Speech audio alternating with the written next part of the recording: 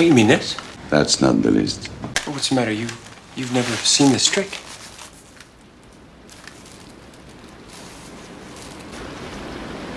Where'd it go?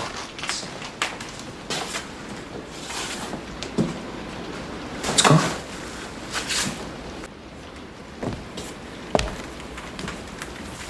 I know what you're thinking, Krieger. You're thinking back in the computer room. I was up here. He was down there. Yes, and he was carrying 2 discs. It's so hard to keep track of these things. What is going on, guys? Thanks for checking out this video and welcome to my review for Mission Impossible. So real quick before I dive into my thoughts on Mission Impossible, I'm going to do my damnedest to give you guys my thoughts on all the Mission Impossible films leading up to the release of Mission Impossible Dead Reckoning Part 1. Which is coming out next Wednesday. So hopefully I'll have my review up for that one by the end of next week.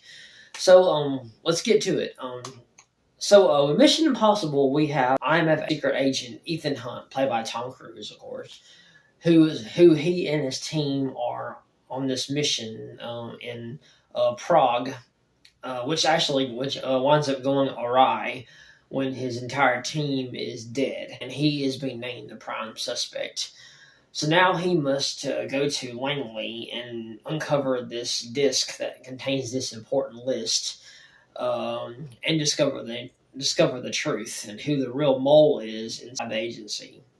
Now, first off, I'm going to admit that I never really became a Mission Impossible fan up until Ghost Protocol. After that, when that movie came out, I watched that when that came out, and I was just like blown away. And I was like, why haven't I seen any other Mission Impossible movies? And after watching Ghost Protocol, I went back and watched the first 3, and I just absolutely enjoyed them. I thought they were awesome, and and every movie since then, with the Road Nation and Fallout, I mean, they just keeps getting better and better. And this is, like I said, the Mission Impossible franchise, along with John Wick, is just one of those action franchises that gets better and better after each entry. And that's one thing I noticed about Mission Impossible is that this is like, you start out on a smaller scale and you work your way up. And that's what this first entry is that the action sequences are a little bit on the lower end, and they're few and far between. I mean, there are some great action sequences in here. Don't get me wrong. Like the best one in here is the bullet train scene, and it's probably the more infamous one that's more popular with the original. And as each entry goes, Tom Cruise just kind of throws himself into these action scenes that are just mind blowing. And while this first one isn't as quite on that same level, it's still badass to see. Like I said, that scene with him jumping up from the bullet train to the chopper and then blowing the chopper up and then jumping back onto the bullet train is freaking badass, dude. It's awesome. And when the camera shot shows him when he lands on that train, man, you can see his face and everything. And then when the chopper starts to go down and the blade is like this close to his face, it's like, wow, that's pretty adrenaline rushing. And then you have this incredible cast, which includes John Voight, of course, who plays Jim Phelps, who is actually who turns out to be the villain. You have Emmanuel Barrett, you have Ving Rhames, you have Kristen Scott Thomas, Henry Czerny, Jean Reno, and then I think one of the best things about one of the coolest surprises is Emilio Estevez in here. I really enjoyed him being in this, even if it was for a very short run time, because unfortunately he gets killed off within the first 15 minutes of the movie, and that kind of sucked. But it was integral to the plot, so which is one thing I will discuss here in a minute. But yeah, great cast, great action sequences, and there was a lot of suspenseful moments.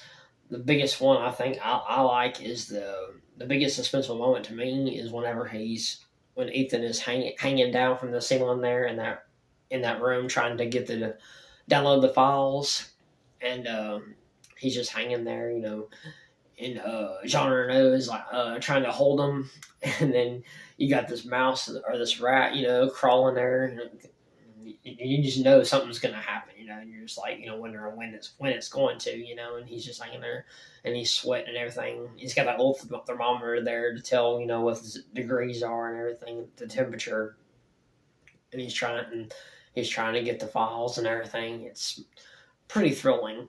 Uh, but yeah, am I only real negative for this movie really? Is that the plot itself is just really convoluted. It's kind of hard to kind of keep up and kind of figure out exactly what is going on, at least until the final act when it's revealed, when John Voight's character is revealed to be the villain, and that it was all set up.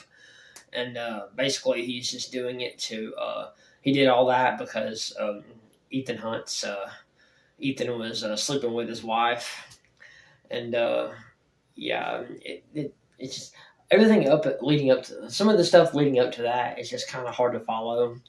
But when you get immersed with some of the thrilling moments and the action scenes, it really doesn't seem all that important. Overall, I really enjoyed the first Mission Impossible. I'm giving it 4 out of 5 stars.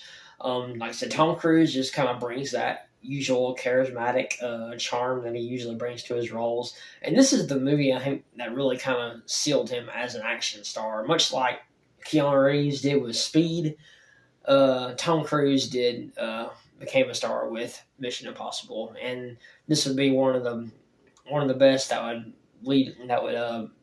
this would be a thrilling start to an incredibly successful franchise. Well, that's it for this one, guys. I hope you guys enjoyed this video. Don't forget, I'm going to have my Mission Impossible 2 review up for you soon. Don't forget to like, subscribe if you haven't already. Comment down below. What are your thoughts on the first Mission Impossible? What did you think of it? Let me know down there.